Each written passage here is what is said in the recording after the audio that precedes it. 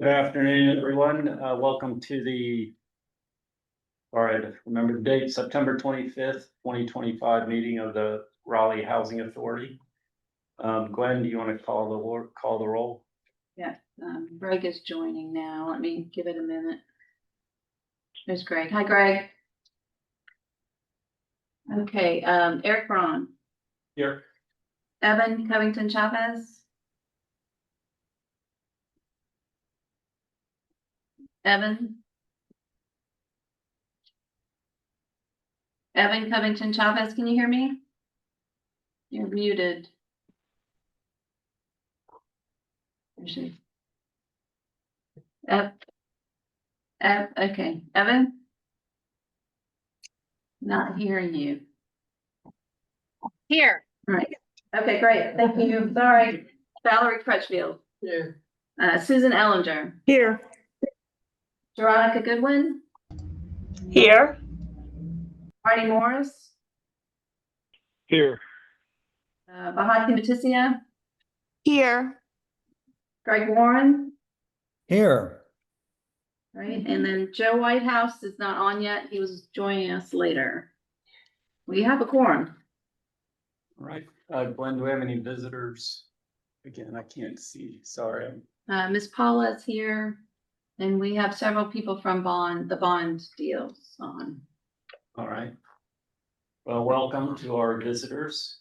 Today, this is our September is the month where we hold our annual meeting and the election of our chair and vice chair. And so pursuant to Article 3, Section 3 of the Raleigh Housing Authority bylaws, RHA holds its meeting for the purpose of electing officers. The meeting is held jointly with the Raleigh Housing Authority board meeting. At this point, I'll turn the meeting over to Mr. Ashley Lomers Johnson to conduct the annual meeting. Good evening. At this time, the annual meeting for the Housing Authority of the City of Raleigh's board is in session. At this point, I declare the offices of chair and vice chair to be vacant. The floor is now open for nominations for the office of chair. I nominate Eric Braun. Eric Braun has been nominated. Is there a second? Party seconded. Barney second. Any other nominations? Hearing none, is there a motion to close the nomination?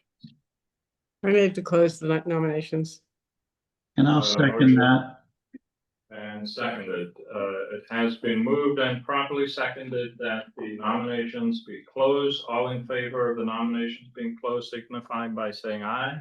Aye. Aye. Opposed, say nay. Motion carries unanimously. All in favor of Eric Brown being elected chair signify by saying aye. Aye. Aye. Aye. Opposed, say nay. The ayes have it unanimously. The motion carries. Congratulations, Eric Brown. For another year working with you. Thank you. Thanks, everybody. At this point, the floor is open for the nominations for the office of vice chair. Nominations. I nominate Arnie. Arnie Morris has been nominated. Is there a second? Second. Nomination has been seconded. Any other nominations? Is there a motion to close the nominations? I'll move make to a close motion them. first. Move to close nominations. And second? Second. Or second, it has been moved and properly seconded that the nominations for vice chair will be closed. All in favor of nominations being closed signify by saying aye. Aye. Aye. Any opposed? Motion carries unanimously. All in favor of Arnie Morris being elected vice chair signify by saying aye. Aye. Uh, Any opposed? Motion carries unanimously. Congratulations, Arnie. Morris, looking forward to another year working with you. Thank you. Thanks, everyone. I appreciate that. We hope to continue working and keeping RHA moving forward in the coming year. All right, next item on the agenda are public comments. Do we have anyone in attendance that would like to make a comment for the board that is related to anything that is not an agenda item listed for the meeting today? Related not to it. Correct. We take public comment on I think anything. you also doing a fabulous job. Hope you continue to do fabulous for the tenants. Yeah, thank you. Thank you. Really appreciate that. Any other comments from any of our guests today?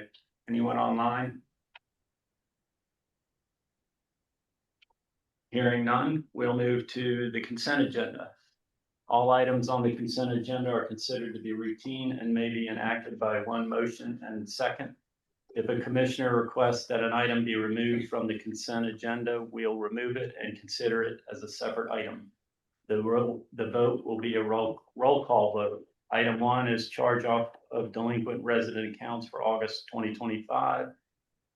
Item 2 is occupancy report as of August 19th, 2025.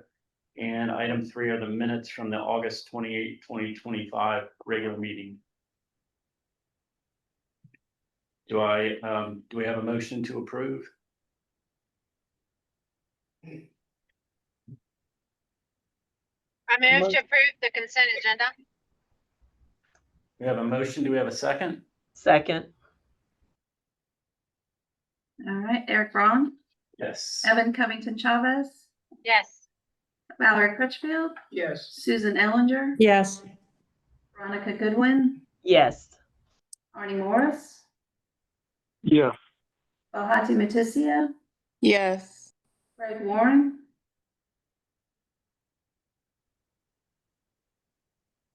Greg Warren is muted.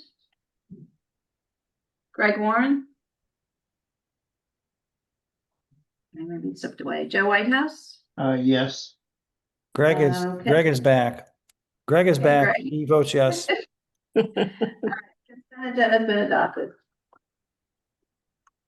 Right, that brings us to the report of the board chair, sorry. I just first thing I wanted to just thank everybody for the opportunity to lead the board again for another year. One thing I haven't done very effectively is communicate with the board individual members. So be on the lookout in the next, the coming weeks. I'd like to sit down with each board member and just talk about items you all may want to have us address as we move forward this year, or any concerns you have. So I look forward to that. Gwen informed me today that we have everyone finally set up on their .gov email accounts now.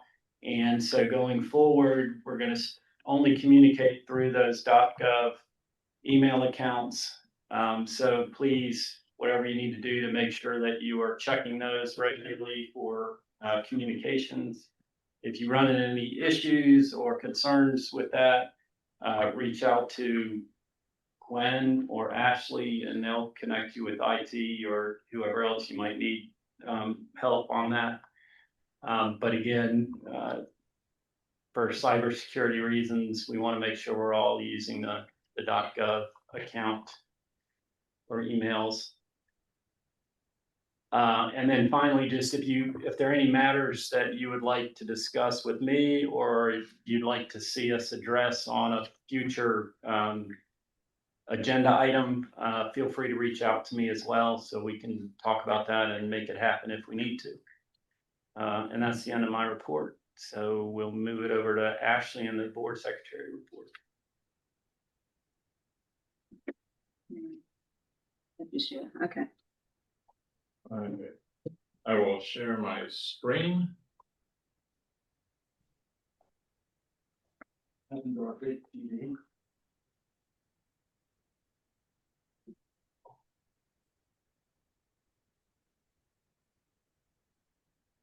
That's not showing up yet.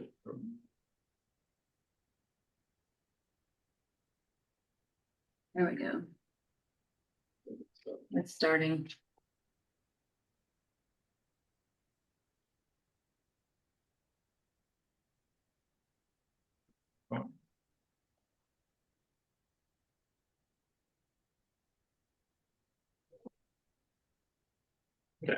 Um, in my report tonight, I want to talk about 4 topics. One is the potential government shutdown that is looming. Another is some new requirements that I wanted to have the board and the public be made aware of, the new cash management requirements for public housing.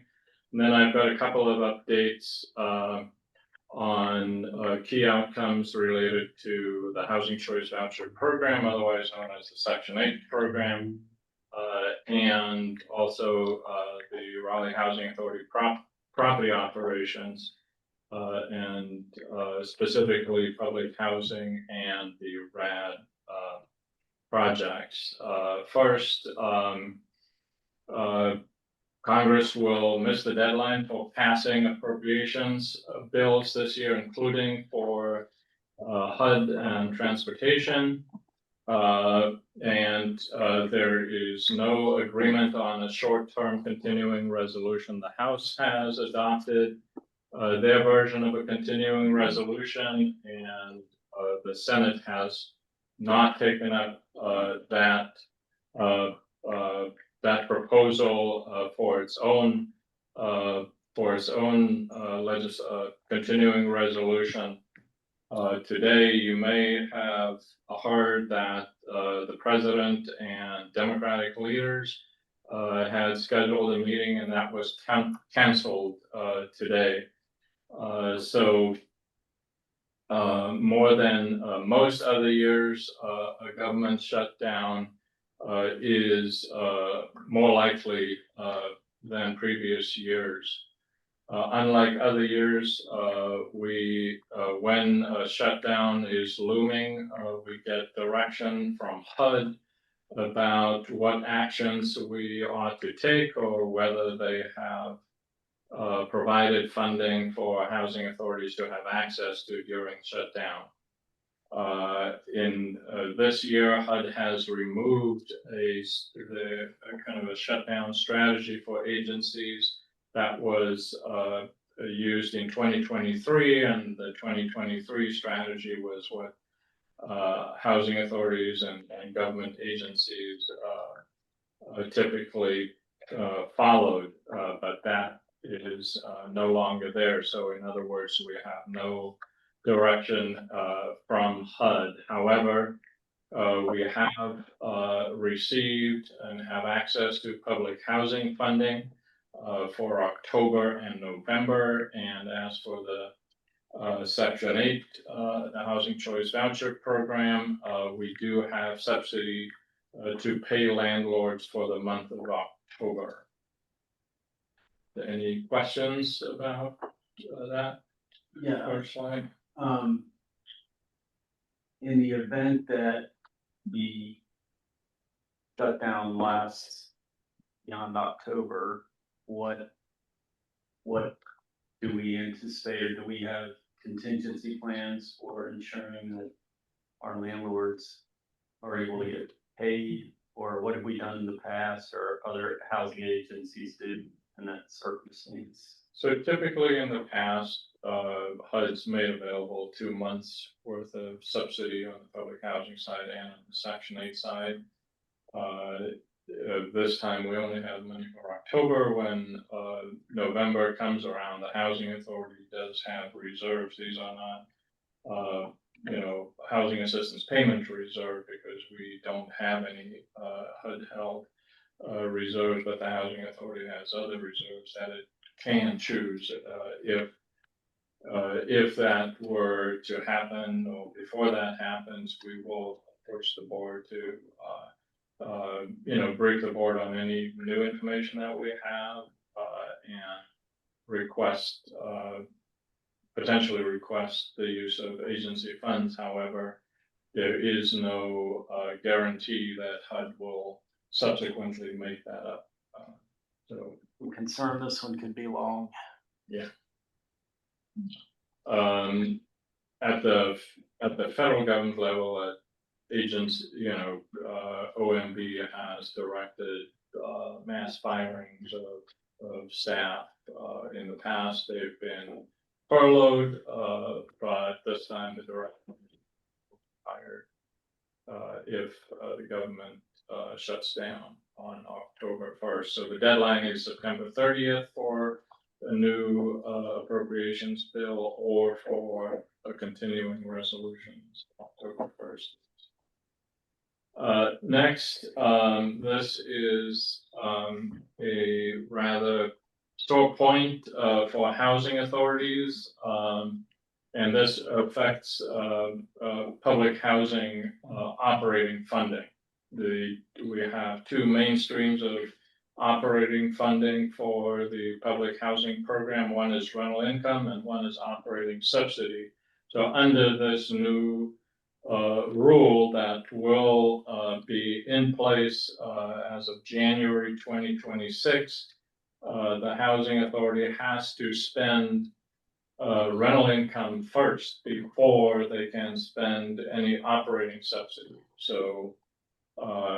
And then secondly, HUD will recapture unspent operating subsidy 7 years after its operation. So, even if it has been earmarked for permitted uses. So what this does is it creates a very complex and expensive set of accounting requirements for housing authorities to track. And so the tracking will be required on an ongoing basis for each property individually.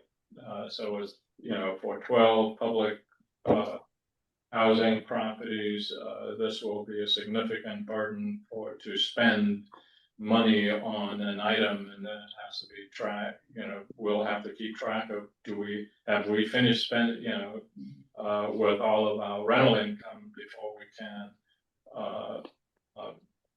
assign that or allocate that fund, that expenditure to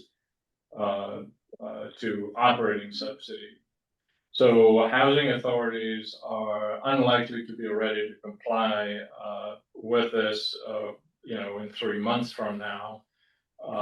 What's required is new complex and internal policies and procedures that need to be developed.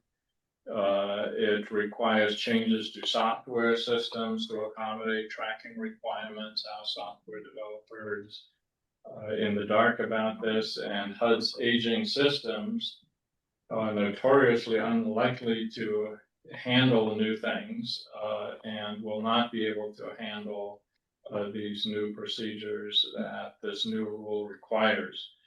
It's estimated that most housing authorities will require at least an additional full-time accounting staff person to be able to handle these changes. So industry groups like NARO and FADA, and we are members of both, as well as FLAFA and the Moving to Work group, collaboration, have all advocated for delay in the implementation for clarification and technical assistance. HUD has provided some clarification in meetings with industry group leaders, but there's a lot of confusion about this. HUD has provided some funding for technical assistance, but the technical assistance essentially wouldn't cover, an hour for less than half of the housing authorities in the country. So this is something that we will have to, be dealing with over the next 3 months, and hopefully this will be delayed often. when there are these new proclamations, like HOTMA, the implementation of the HOTMA law, the implementation of a new software IT system to replace PIC. You know, these things never happen, they don't materialize, and they get delayed, and eventually they go away, which is the more positive, hopeful way to look at this. But we are in a new era. Can you go back to the slide before? So this may be a dumb question, but so we have to use the rental income before we expend any subsidy. So in theory, like every single tenant pays their rent, and we've got to somehow track that we've spent Rent money that before. before any. So in theory, tenants may be a month late with their rent, and And then we can't somebody could spend- argue some, Right. I mean, okay, that's just, yeah, I was just trying to understand how difficult it will be. I can only imagine that's not gonna be simple, and that's another reason. What you're probably gonna say later is why RAD is so. You read my mind. Yeah, so this is, This is Greg, Eric, sorry, I didn't mean to interrupt, finish up. No, I think he had answered my question. you interrupted my laugh and I can't replicate it. This is Greg here. So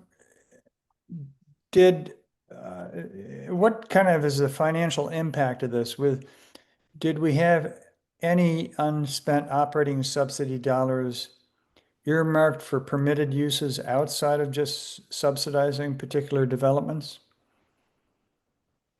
I'll see if Liz has an answer to that. Repeat that again, Greg? Well, I guess I'm trying to understand, is this going to have, other than the hassle of this, are we going to actually lose any money through a HUD recapture? Well, I think based on, I mean, we don't have enough detail yet, but unless we have, in the past, if they have not approved certain funding for like redevelopments and such, until HUD approves that plan, it is not in a restricted bucket, if you will. So I think unless we presented something to them regarding the redevelopments or the plans for that, and they've approved it, then yes, it could be up for recapture. Yeah, Okay. so we've always been fearful of clawback of other cash that RHA has that is kind of outside of what I'd understood to be HUD control. That's not those reserves that we have are not necessarily threatened by this rule, correct? Yeah, this is still within the public housing world, not reaching into any other pots of money that we may have saved over the years. Is that correct? That's correct. And typically they don't let us use operating subsidy for development activities anyway, so. I mean, is Okay. there a scenario where we would have we wouldn't have expended after 7 years? That part of it seems kind of unlikely, but. Yeah, I don't know what the purpose here is for this is, HUD is concerned in the federal, about housing authorities, accumulating reserves and not spending them, on the Section 8 side, for example. Housing authorities, collectively have $4 billion of reserves. Now, half of those 4 billion, 2 billion are reserves held by moving to work housing authorities, and these are the original 39. And 3 housing authorities make up the majority of that 2 billion. So there's been for years now, complaints and concerns about those housing authorities not spending reserves. And And so I expect that that they will come under attack and as a way of, this is a way of trying to cut back subsidy. An attempt, but for us, I don't believe that will be in danger of not spending operating subsidy after 7 years, but we will. We'll make sure we do our best. Yeah. Okay, so the next, just want to give an update on the. Hey, Ashley, this is Joe. Was and I take it this is going forward and not backwards, this potential clawback? Sorry, They're not asking us to go back 7 years and recant how the money has been spent? That's a good question. I don't think that they're asking us to go back because, accounting for, under this new rule is up to only start taking effect on January 1st. So we were not going to have to go back. Okay. Housing authorities in the past, at least the ones who are savvy, would spend the operating subsidy first and then rent last, but this reverses. Okay, thank you. Yeah. So there is confusion, around this, and I'm confused. Don't want to make things up. So a couple of things on the Housing Choice Voucher Program.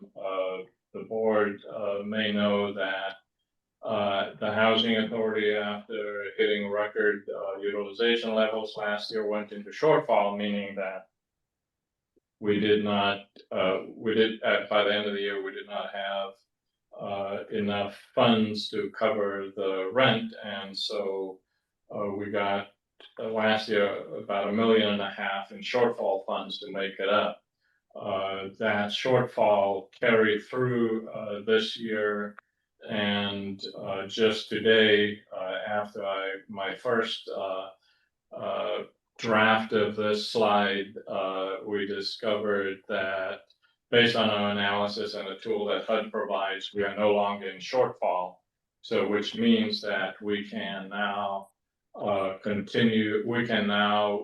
start issuing vouchers again, which we haven't been able to for this year. So we have not issued any regular vouchers in 2025.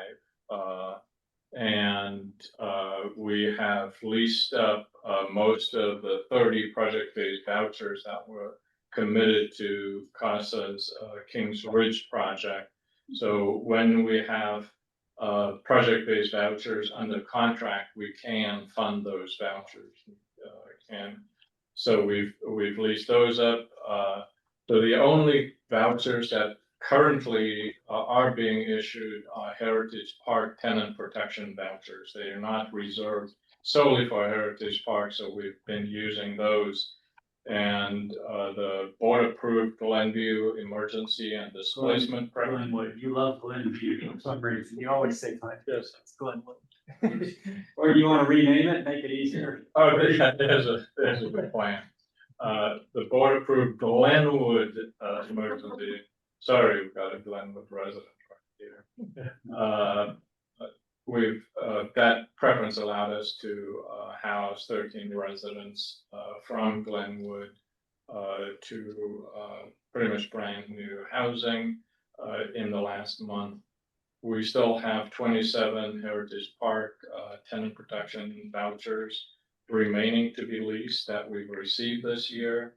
And we'll continue to house as many Glenwood residents as we can, but we will confirm with HUD staff whether we are indeed out of shortfall, in which case we'll be able to fast forward relocation as well as issue new vouchers potentially to others. So that's the update on this program. Just to let the board and the public know, that, that the way things worked out, although we reached 101% in November last year of utilization, on the average, given the funding that we have, we are able to fund on an annual basis only 97.5% of the vouchers that we have. That's the maximum amount of money that we have, and internally our goal is to maximize, whether it's on the Section 8 or the public housing program, the number of households that we can serve, and so we're on schedule to do that.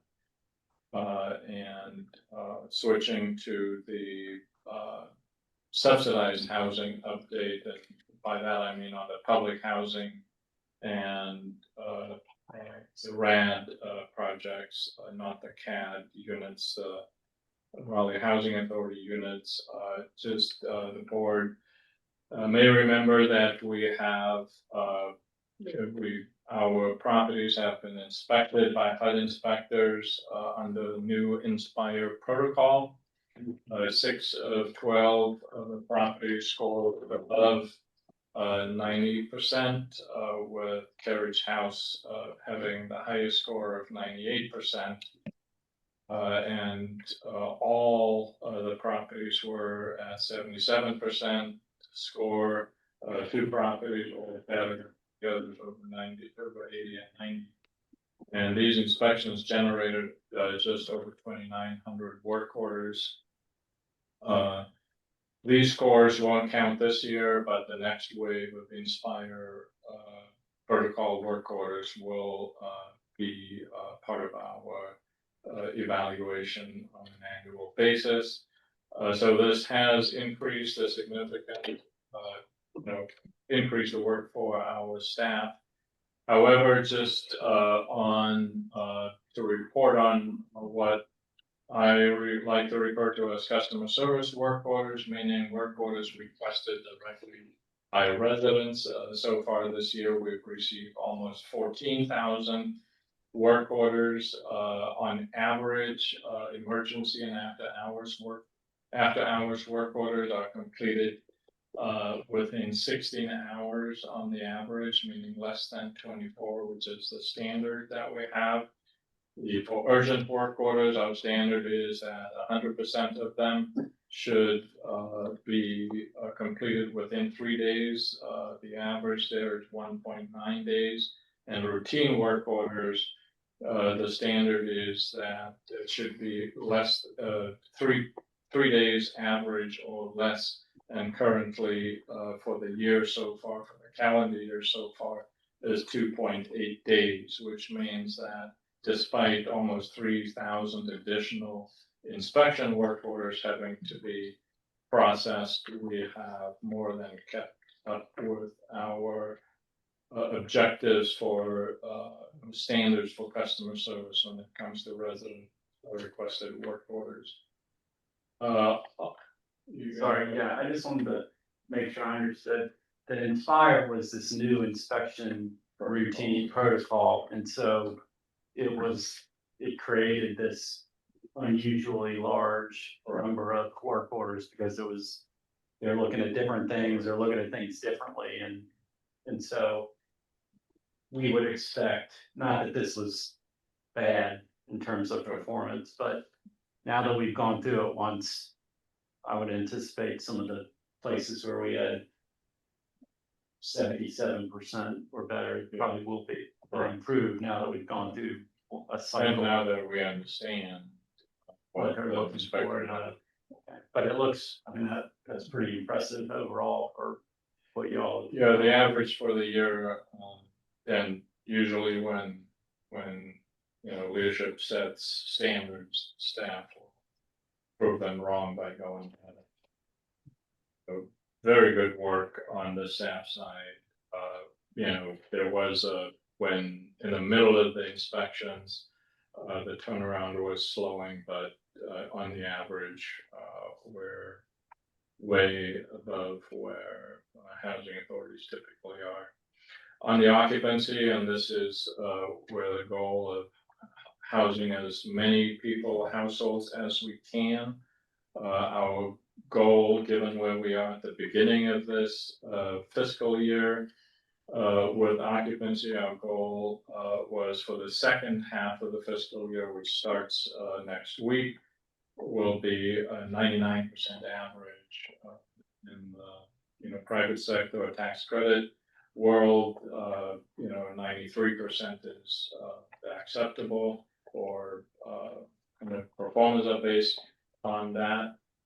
For us, 99% is not out of the question, because we have a long waiting list and we have people who want our units.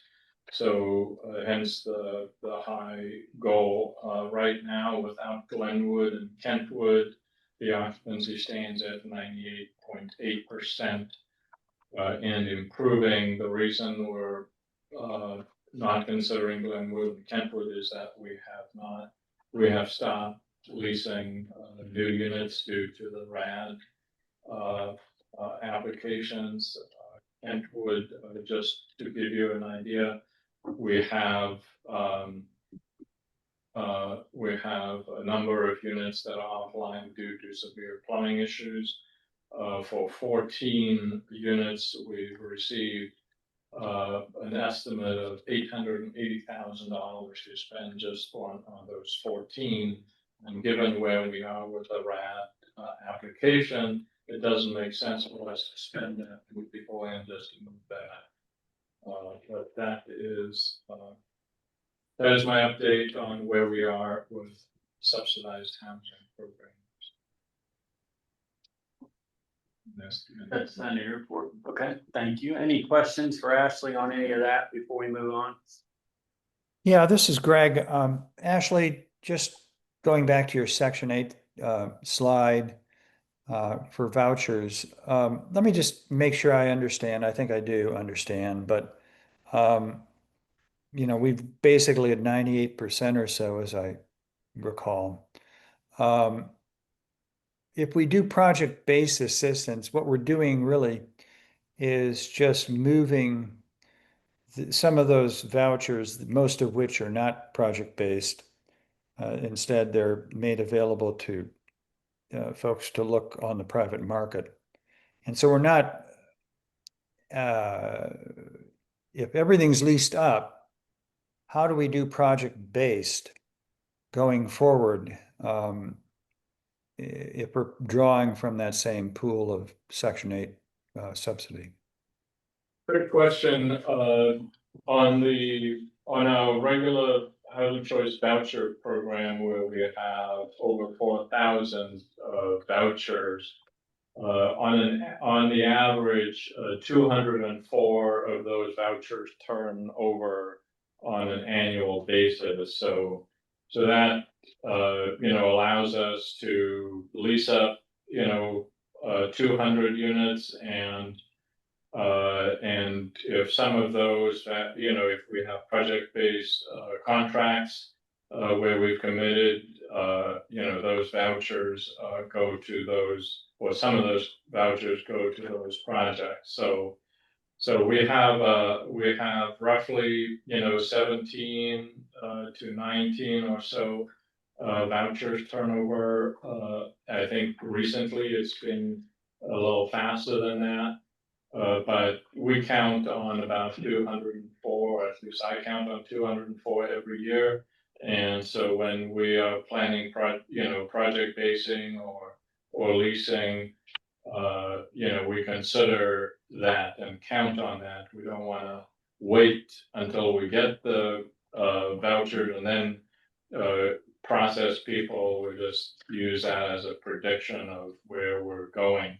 Now, when we are talking about the RAD project-based vouchers under this new RAD Section 18 blend that I'll be talking about later in the meeting, we can get vouchers, we can get tenant protection vouchers, the same as the Heritage Park vouchers, for up to 90% of the units in a property. So so just to give you sort of context over the next, we are gonna be pushing, most of all of our public housing through that gate, and if we are successful, that'll be at about an additional 900 vouchers, because there's over 1,100 units. 900 new vouchers that we will get, and 100% of those will be project-based to create create replacement housing, or we can use it just to project-based without it being used for replacement housing. So over time, it is possible that the housing authority will have a project-based voucher program of 2,000 if we add the maximum amount that we can project-base, which is around 1,200 from our regular voucher stock, and another 800 to 1,000 or 900 RAD vouchers that we get through the RAD conversion. These are full vouchers, not the same variety as we have in our current RAD projects. But I guess the point is that we need to count our vouchers very carefully as to what we can project base and over time. And I just know that there's a tremendous level of interest in project basing vouchers among particularly the LIHTC bond transactions. So do you have kind of like a sense right now, say going forward over the next year or so, how many PBV commitments we can issue and how many units that would involve? Or is that still evolving? That is evolving. It's a matter of, how the RAD applications go. So for example, we have, if we have an opportunity to get 60 replacement housing units out of a new project, that will mean, and HUD approves that and approves of the financing plan for that, we will get 60 vouchers, so we can project base all of those. So that, they may come in waves where we get these new vouchers. 100% of them will be project based. We will also project base, from our regular pool. But we will count carefully and not be reckless in project basing. But the fact that there's a high demand for project-based vouchers also means that we have a very good chance of creating, through partnerships, the replacement housing that we need for public housing units. So. Sure, agree. Along those same lines, how many have we've done a couple of RFPs? Yes. How many is the CASA group the only one we've actually entered into contract with, or do we have? No, CASA was the last group out of the second RFP, and they were the only ones awarded vouchers out of the second RFP. I believe the number for the first RFP was around 185, but I don't see my friend Regina here. So we've placed a little over 210 or so. Yeah, ballpark around there, and it may be that out of that 185, there are projects that are finishing up. So they haven't been. Yeah, so they haven't. And then, So for example, Parkside, which is about 4 blocks from Kentwood, we made a commitment of 25 vouchers, project-based vouchers for them. They're still in construction until sometime next year, and then those will lease up. okay. So we can make, commitments now, but in the future, we are unlikely, or in the near future, or medium term, we are unlikely to do project-based voucher RFP because the demand from us is gonna be, we need to replace public housing units, and we need, you know, that's the greatest sense of urgency from where I sit, is to create the replacement housing units, and so we'll be, and we'll talk a little bit later, in another presentation on repositioning about, you know, how the need for that and how we're gonna tackle it. And then we also, the contracts can be for different, there's not a set term. You know, And so is the goal that we would always want to do the longest term possible, or is there a strategy for shorter terms depending on the project, or because we'll get it after the end of the term theoretically, they would return to us, or we'd renew the contract and continue it on depending. so the maximum number of years now is 20-year contracts, and that's kind of what we are entering into, but there are certain circumstances where it makes sense to, you know, and we haven't done this, but, you know, to offer 2-year contracts, to bridge, you know, some gap that we're, but you know, that strategy still has to be developed. It's a tool that, you know, we will use if it makes sense to get us to where we need to get to. Okay. Any other questions? It'd be helpful, I think, just to have a tabulation at some point of what we've committed and which projects and kind of their status. Nothing fancy, just so that we have that as a matter of record that you share with the board. Sure. All right, that brings us to the Real Estate Investment Committee report. Greg, I don't know, I think you were out of town. Correct. Do we have a, excuse me, do we have a report? I don't have a report because we didn't, as far as I know, we did not have a meeting. So that's a short report. You know, we did have a meeting and Oh. we reviewed, Sorry. we reviewed the 4% bond application that we're planning to submit for the balance of Block 1 for Heritage Park. So that's gonna be 112 units, and that will be going on Tuesday. Next Tuesday. Good. Who attended the meeting? Eric was not there, Arnie and Joe. Great. Okay. Glad you did it in my absence. All right, that brings us to commissioner comments. Any commissioners have any comments they want to share? Now's your chance. Well, I would just say, coming out of that last REACT meeting, I think Kenya, her group, the architects, they did a great job of presenting. I think Joe would agree. They were very thorough, and it looks like it's going to be a great project, and I think we're off to a good start. Joe, would you have any other comments regarding the meeting? You know, I didn't attend the entire meeting, Arnie, you remember, I was not able to, but yes, I thought went very good, and I think it's, you know, still general nature that some things are going to be revisited as the project advances a little further. Yes. Any other commissioner comments?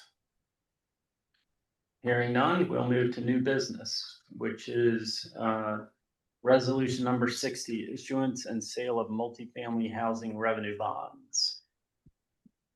Welcome, Liz, Thank you. to the table. You were already here. All right, so this resolution authorizes the issuance of a 23 million multifamily housing revenue note for Barton Oaks, a 152 unit multifamily residential development located on Strickland Road in Raleigh. The note is expected to be privately placed with Citibank. The development will include 38 one-bedroom units, 76 two-bedroom units, and 38 three-bedroom units. These units are designated to serve residents earning between 20 and 70% of the area median income, with 16 units specifically reserved for households earning 30% AMI or below. In accordance with the requirements of the Low Income Housing Tax Credit Program, the property will also accept housing choice vouchers. Opadon is the developer for Barton Oaks.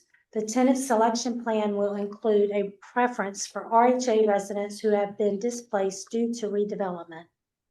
With this resolution, the CEO, chair, and/or vice chair are authorized to execute all documents related to the issuance of the note. All materials have been reviewed by RHA's legal counsel with no exceptions, and I recommend approval. Noah from Opadon is available on the Zoom call to address any questions. Do you have any questions for Liz or the developer representatives? This is Greg Warren. First, I'd like to note that it's a great location. Northwest Raleigh needs more affordable housing. We don't have much there, so I commend the developer for identifying that site. I just had a quick question, and I might have missed this because I just got access to the due to my unavailability to the pro forma, but how much of a developer fee are you pro forming in your sources and uses and or uses of funds rather, and how much are you deferring? Hi, Greg. This is Noah Wagner. Thanks for that question. I'm the developer for the project here. The approximate developer fee that we are paying as part of Barton Oaks is $3.42 million. That is the underwriting requirement from NCHFA.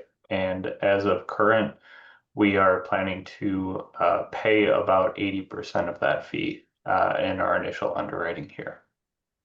Okay, thank you. Appreciate it. Yep.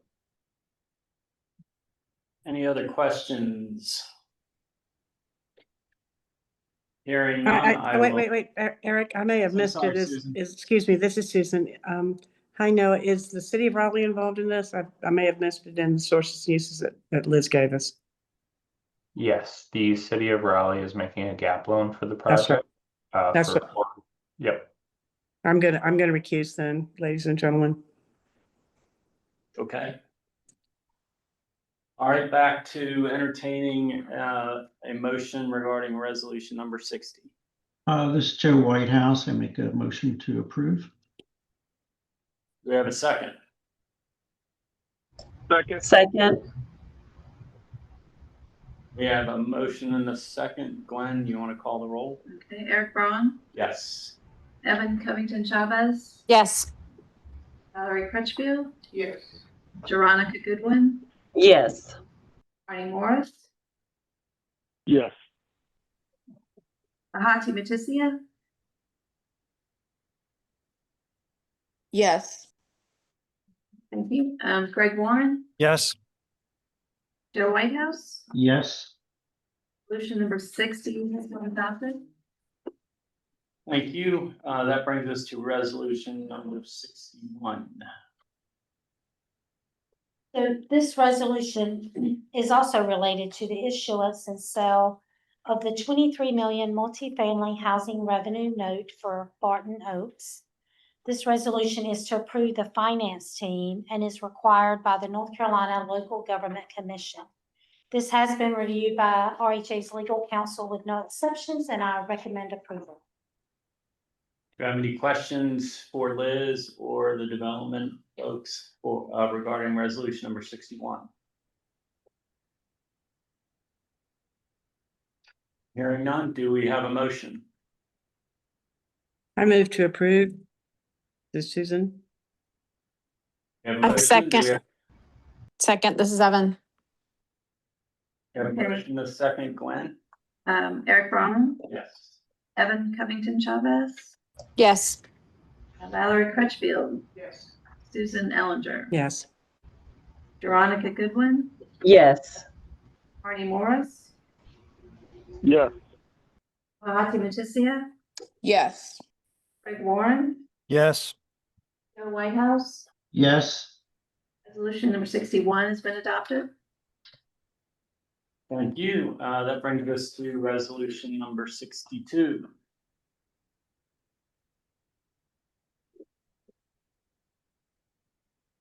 Hello. Welcome to the big table. This is the resolution for the utility study for the Section 8 program.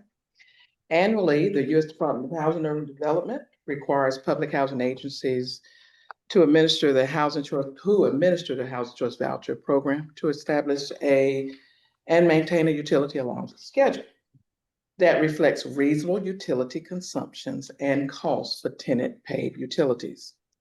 HUD Regulation 24 CFR 982-517 further requires PHAs to review utility rates, data annually, and revise the utility allowance if there has been a change of 10% or more in the utility rate since the last revision. The Raleigh Housing Authority contracts with Milrod Company, who conducts the required review of current utility consumption rates for electric, natural gas, water, sewer, trash collection, and other applicable utilities in the Raleigh Housing Authority jurisdiction. And based on this review, staff has determined that utility rates have increased by more than 10% for natural gas services, and the schedule has been updated accordingly. The proposed utility schedule for multifamily units and single-family homes has been prepared in compliance with HUD regulations and are attached for your review. The effective date of the change will be January 1st, 2026, and I recommend approval. Thank you. Do you have any questions regarding resolution number 62? Hearing none, I will move for approval of resolution number 62. Do you have a second? I second. You have a motion and a second. Gwen, you want to call the roll? Eric Braun, Yes. Evan Covington Chavez, Yes. Valerie Crutchfield, Yes. Susan Ellinger, Yes. Veronica Goodwin, Yes. Arnie Morris, Yes. Bahati Matisia, Yes. Greg Warren, Yes. Joe Whitehouse. Yes. Resolution number 62 has been adopted. Thank you. That brings us to resolution number 63. Good evening, and I come to the board this evening with the utility allowance changes for the public housing program. So very similar to what our Section 8 adopted, we also engaged in a contract with Nelrod for our public housing. And of course, the study came back with the same information. So due to that 10% change, which does come from the gas company, we will be moving and changing our utility allowances as well. We will be notifying our residents accordingly and having that information available to them. I'm available to answer any questions, and I do recommend approval. Thank you. Do you have any questions regarding resolution number 63? Hearing none, do we have a motion? Motion to approve? I second. We have a motion and a second. Gwen? Eric Braun, Yes. Evan Covington Chavez, Yes. Valerie Crutchfield, Yes. Susan Ellinger, Yes. Veronica Goodwin, Yes. Arnie Morris, Yes. Bahati Matisia, Yes. Greg Warren, Yes. the White House. Yes. Resolution number 63 has been adopted. Thank you. That brings us to resolution number 64.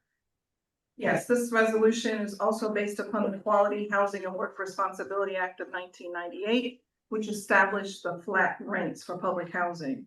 So the flat rent acts as a ceiling rent for public housing residents, and each family is provided the option to choose flat rent at least annually. So you can choose it at move-in, or you can choose it at your recertification. You either pay rent based upon income, or you may choose the flat rents. The flat rents are based upon 80% of our area's fair market rent, and those were posted by HUD on or around August 29th. with an effective date of October 1st. I then have a period of time to which I need to adjust my flat rents. So when I looked at the rents, the fair market rents this year, some of them actually went down. So our efficiencies went down, our 2-bedroom and our 4-bedroom. So I attached to the resolution our schedule of our flat rents, and Raleigh Housing Authority will be implementing those minus the utility allowance. Currently, just for statistics, and I think it's interesting, we have 49 residents who are paying our flat rent. The least amount is at Glenwood Towers and Mayview, where I only have 1 family each, and our highest community paying flat rents is at Walnut Terrace. So I am available to answer any other questions you may have, but I do recommend approval. Thank you. Do we have any questions regarding resolution number 64? Hearing none, I'll entertain a motion.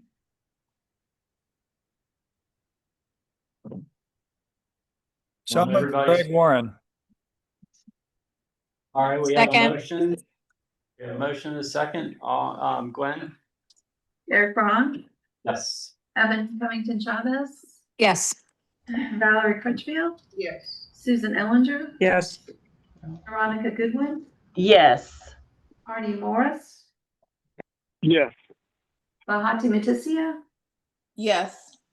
Greg Warren, Yes. Joe Whitehouse. Yes. Resolution number 64 has been adopted. And this brings us to our final resolution of the evening, number 65. Okay. So you, Liz, Yes. take it away. So our IT policy was established in 2006 and was last revised in 2021. Staff will periodically conduct a comprehensive review of policies and identify areas that need updates. Due to significant changes in technology and business operations since our last update, I am presenting a revised IT policy for the board's review and approval. Some highlights of the revision include a more streamlined and simplified policy. It's been reduced from 8 pages to a more focused and readable document, down to 2. A new section has been added on cybersecurity and training. This includes clear training requirements using our new cyber awareness platform. And we've also added some clarity to the hardware section, particularly regarding the use of personal hardware connected to the RHA's internal network. I am happy to answer any questions and respectfully recommend approval of the revised IT policy. Thanks, Liz. Any questions regarding IT policy changes? Hearing none, I'll move approval of resolution number 65. Do we have a second? Second. I'll second it. We have a motion and a second. Gwen? Eric Braun, Yes. Evan Covington Chavez, Yes.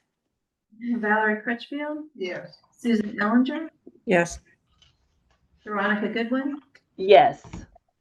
Arnie Morris, Yes. Bahati Matisia, Yes. Greg Warren, Yes.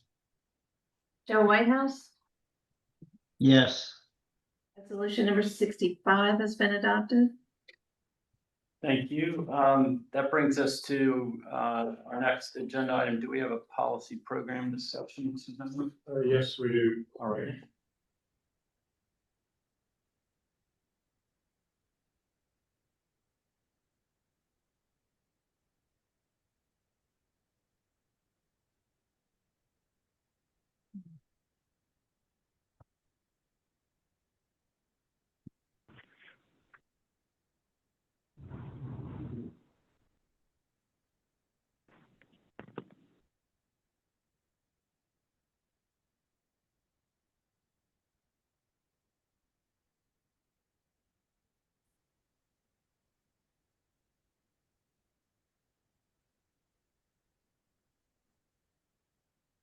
Good evening again.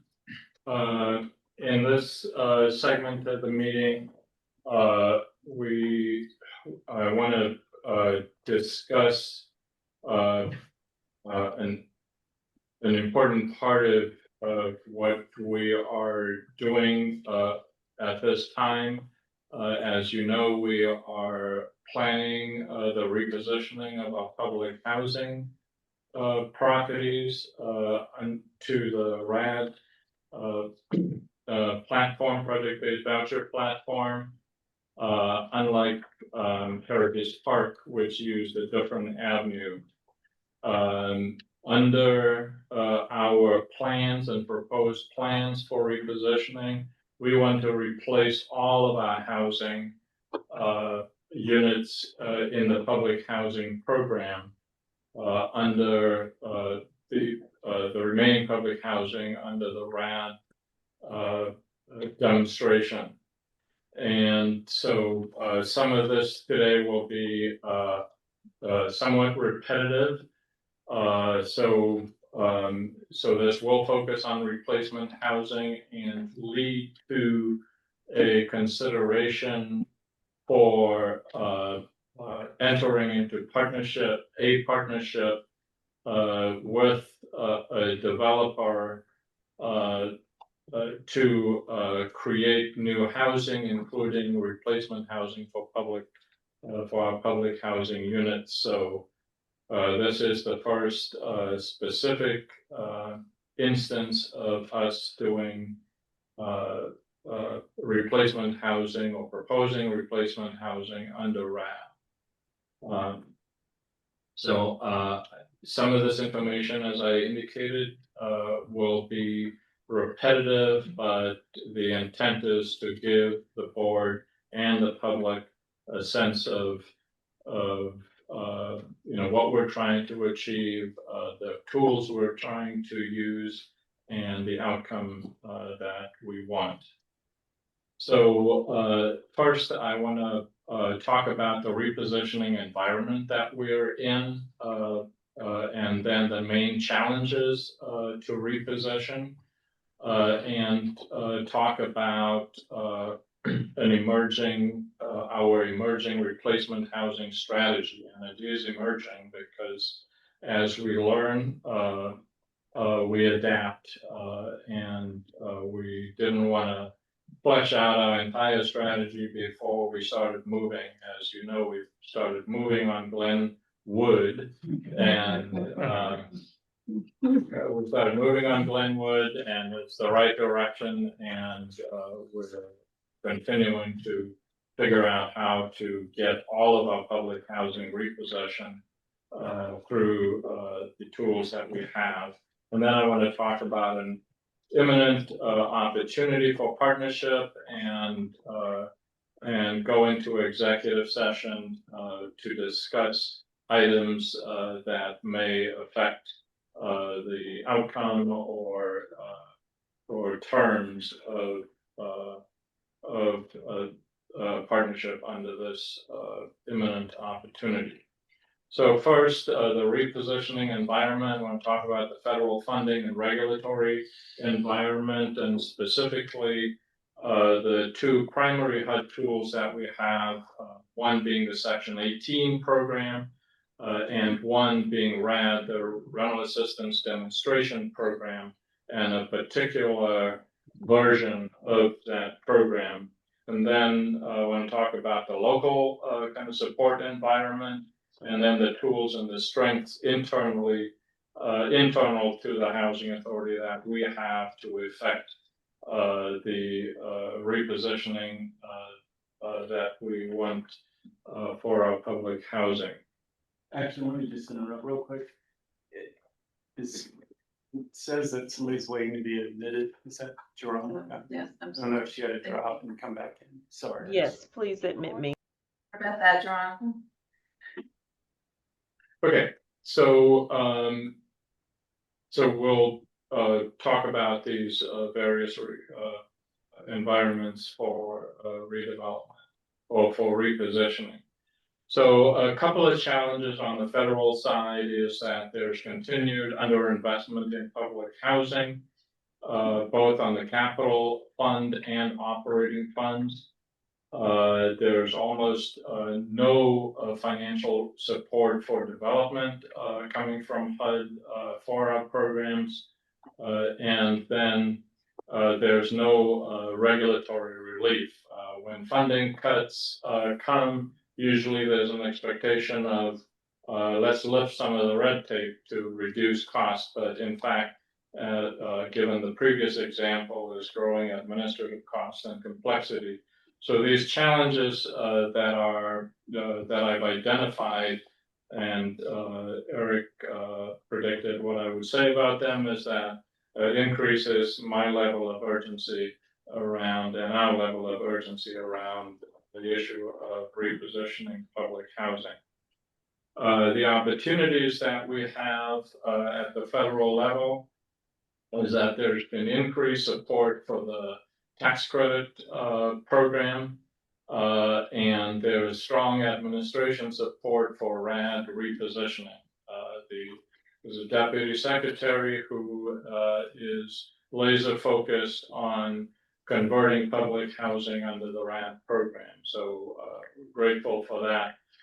We do have Section 18 as an opportunity for repositioning, and we've used that for Heritage Park, and we're preparing an application for the Scattered Sites program.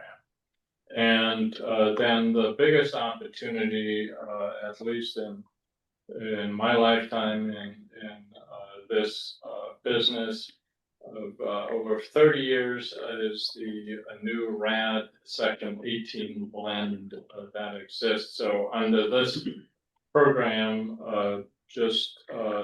housing authorities can get vouchers, regular vouchers, for 90% of the units that they have in a property, and then get 10% of so-called RAD vouchers that come with less funding to, again, sort of repeat a number that I've used before. Calculation is that for Glenwood, under RAD, over 20 years, the subsidy under this blend, the subsidy over a 20-year period will be $144 million. If we continue in public housing, it will be about $74 million. So just less than twice as subsidy. So a huge opportunity that I never anticipated it would get to from the early days of RAD. So I have a side-by-side here on Section 18 and the RAD 90-10 blend. The Section 18 is managed out of the Chicago office of the Special Application Center in Chicago, and the RAD program is located and run out of the Washington, D.C., the recapitalization office. And these folks that work in that office, their job is, and they're committed to effecting change and to solving problems, which is unfortunately not our experience across the board.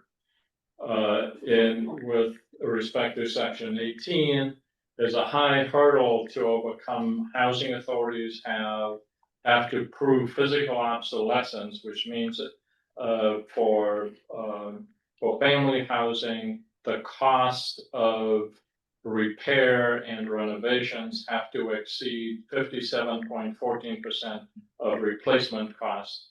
And once you reach that threshold, only then can you be approved for Section 18, and this doesn't apply to scattered sites units. On the RAD side, there's no physical obsolescence test to get the 90% vouchers for 90% of the units. All you have to make a commitment to be approved is, and have a financeable plan. You have to show that you will replace all of the units that you have in order to be approved under this RAD version. So no obsolescence test, just a commitment for one replacement.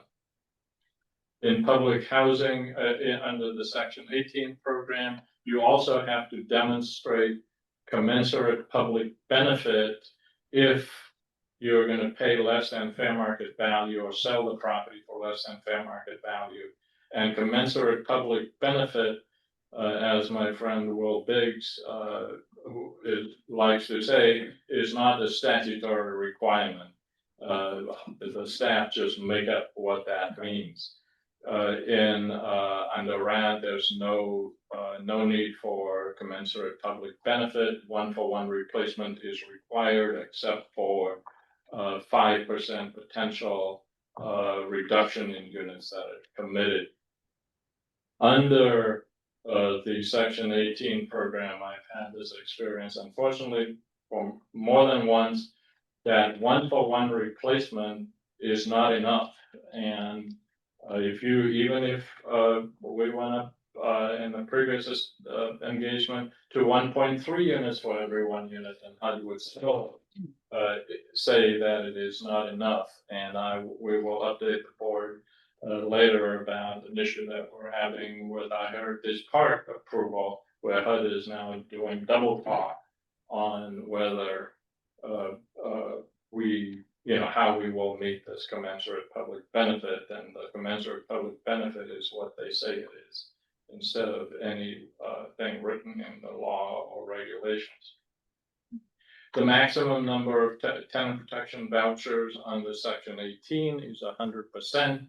However, if units have been vacant for more than 24 months, you don't get a voucher for those, which is the case at Heritage Park, where we had 10 units that were not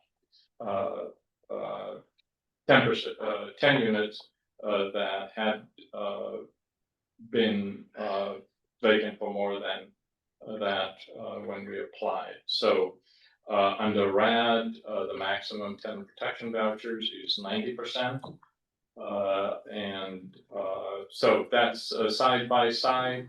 If I were to say today, if we had the choice between Section 18 at Heritage Park or the RAD 90-10 blend, I would say that the 90-10 blend would be the best direction to go for a number of reasons. And as it is, we received about 90% vouchers for 90% of the units at Heritage Park.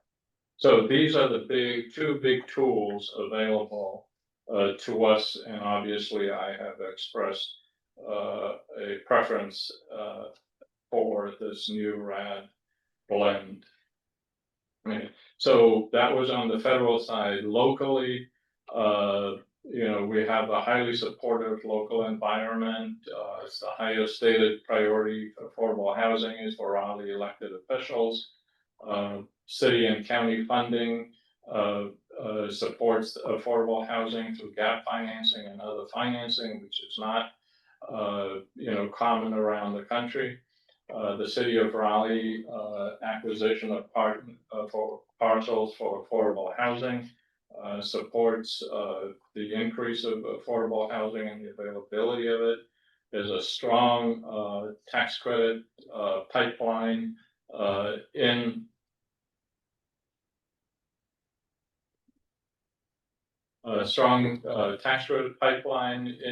Raleigh, in and around Raleigh, and there are partnership opportunities with very strong and active developers.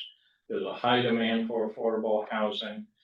In addition, there's growing appreciation for our potential as a housing authority as a vital partner for the increase of public housing. For the increase of affordable housing. So strong local support environment. Internally within the housing authority, we have just an extremely strong opportunity given the tools that we have. We have a board and a strategic plan commitment to repositioning. We've got strong internal capacity to execute strategy, good staff, a new development department, and others on our staff who can execute. We have a new project-based voucher program and great availability under the cap that we have, as well as Greg mentioned earlier, high demand for project-based vouchers. We have an investment grade credit rating of A+, so we have access, ready access to low-cost capital. We also have project property tax exemption, regardless of the use, whether it's affordable housing or not. And it's not restricted to residential property. And with the public housing that we want to reposition, we have a total of just over 50 acres of low density public housing sites to redevelop, and this includes Heritage Park. So from the perspective of the city, of developers, we're an attractive, affordable housing partner.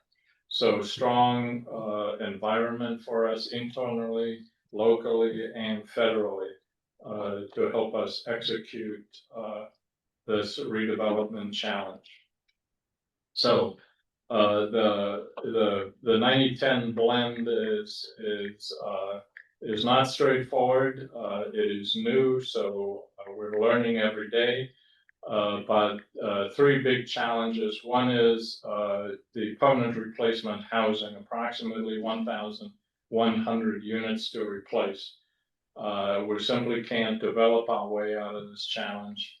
And acquisition and strong partnerships will be necessary as part of the overall strategy. Relocation, we will be relocating approximately 1,000 households, and we relocated 100 Heritage Park residents over a period of, I believe it was 13 months. And so we will have to do 10 times that much if we're going to reposition all of our public housing and replace all of the units. And then there is a challenge of preserving tenant protection voucher eligibility, which relates to timing. There's also what we do have under RAD is a 24-month look back period. If a unit has been vacant for that long, it is not is not eligible for a housing tenant protection voucher. So while this is a challenge, we do have an answer and a strategy to deal with that, but I won't be talking about that. So Glenwood and Kentwood are examples of where we have that challenge, where we have vacant units. At Glenwood currently we have 60 units, over 60 units that are vacant that we have not filled because of the issues there. Kentwood similarly has serious capital issues, but those vacant units, we will be, 90% of them will be eligible because of what we're, the status we're going to put those in so that 24-month clock stops. Whereas it's all complicated, but actually, what's the trigger point for the look back period? The trigger point is good question. Is the issuance and approval called the RCC? It's the repositioning RAD conversion commitment. or RAD conversion commitment. So when we get that, whatever date that is, that's the clock starts. That's when we start looking back. Yeah. Yeah. So but before we get to that, we can request units to be exempted from that. So it's a way of preserving, but we'll be able to do that. So our emerging replacement strategy right now is focused on strategic partnerships and acquisitions. You know, developing or redeveloping occupied housing authority sites. And, you know, that's 50 acres will take decades to achieve. So it's going to take us a long time to be able to develop new units, but we will. So what we are doing as a strategy in the meantime, focusing on is to target shovel-ready and or stalled tax credit projects for early delivery. So those are projects that we want to, where we want to partner with developers so that some of those units can be replacement housing. So we are planning to pursue partnerships and acquisitions with folks that are aligned with our strategic objectives, outlining our strategic plan. Under RAD, replacement housing requires housing authority control. So if we enter into a partnership with a developer to develop and provide a replacement housing, we have to have some form of control through a ground lease, for example, or at least 51% of the general partnership. And so that's a requirement. And so right now, we believe that we have the potential with a strong pipeline of tax credit projects in our city and our county to create the vast majority of replacement housing offsite. So this is an important kind of realization that we've made, is that when it's all said and done, most of the replacement housing, special replacement housing, will not have been created on public housing property off-site. But that means that we will have those 50 acres still to redevelop, and we can project base our regular vouchers in those. So either way, we will replace the housing and develop new housing, subsidized mixed income units. So that's something that we kind of needs to sink in a little bit, is that the replacement public housing will not be on public housing sites or like the minority of those units. So and then you know, part of what our strategy is to leverage the tools that we have, low-cost capital through the issuance of bonds, tax exemption, and tenant protection vouchers, which, as we know, are in high demand.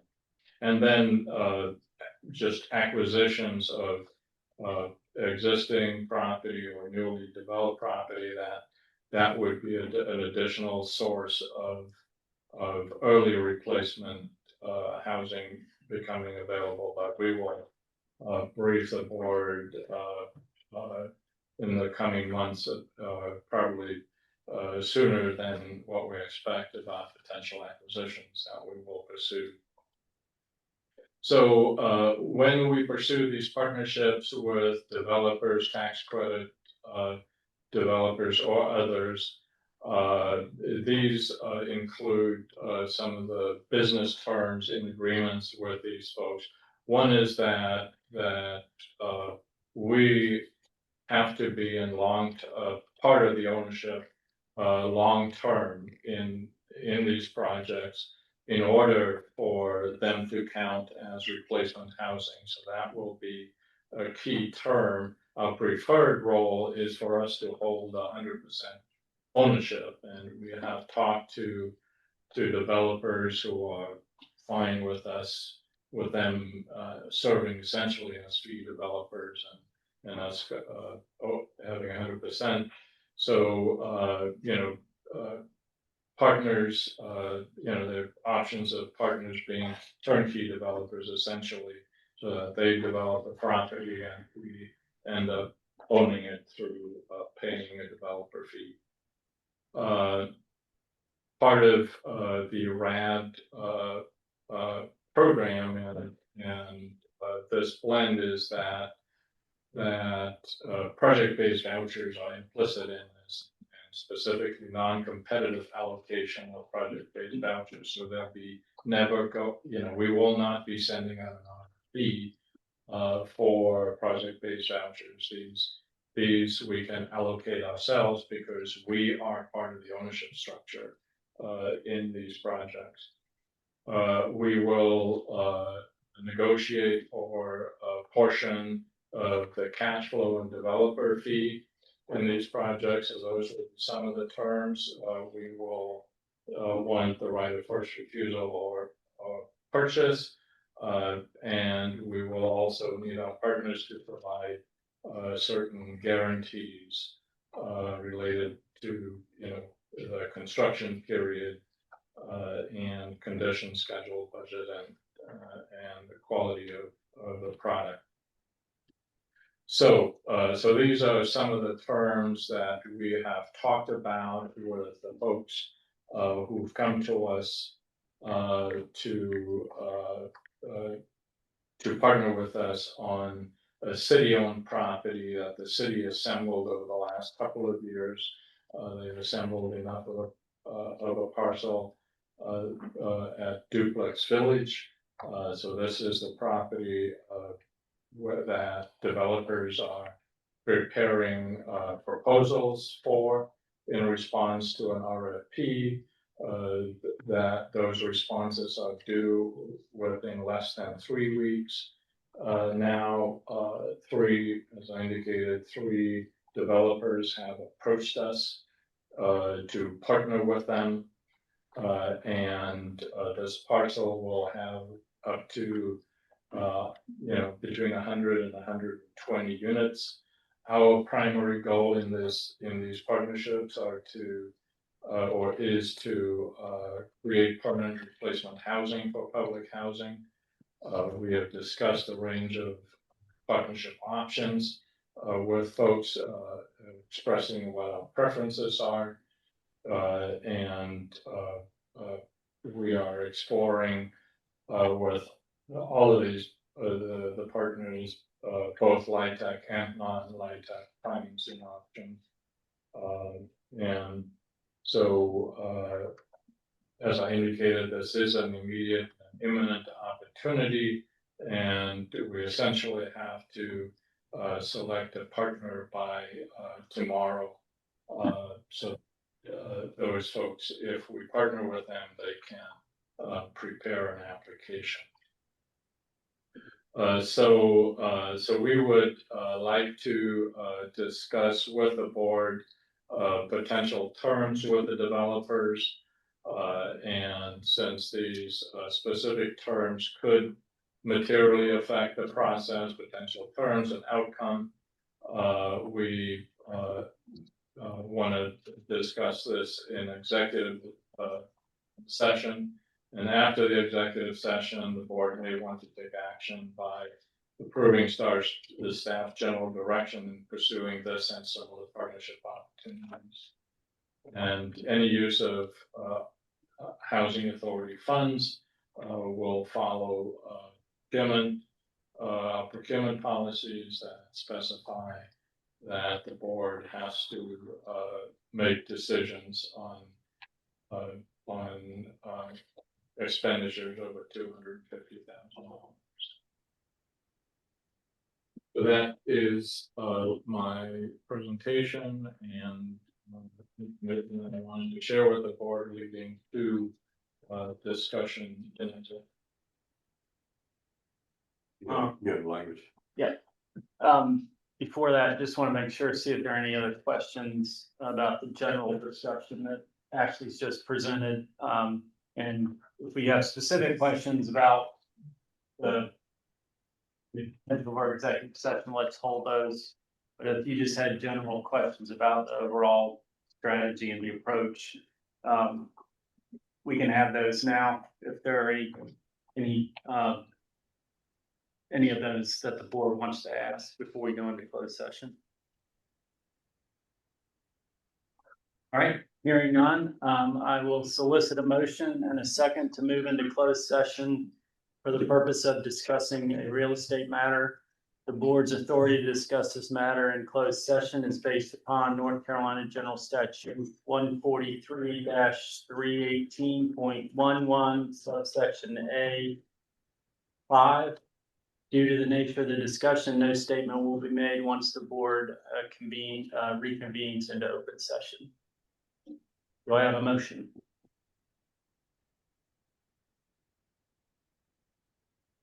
Motion. So move. Second, Greg Warren.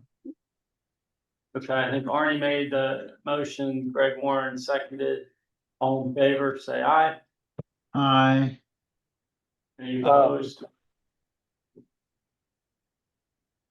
All right, so we'll let everybody else leave the meeting. The public will be asked to leave and staff as well. I think except for the development folks that are directly involved. And staff don't have to come back after the session. And for the, if there were people in the public still,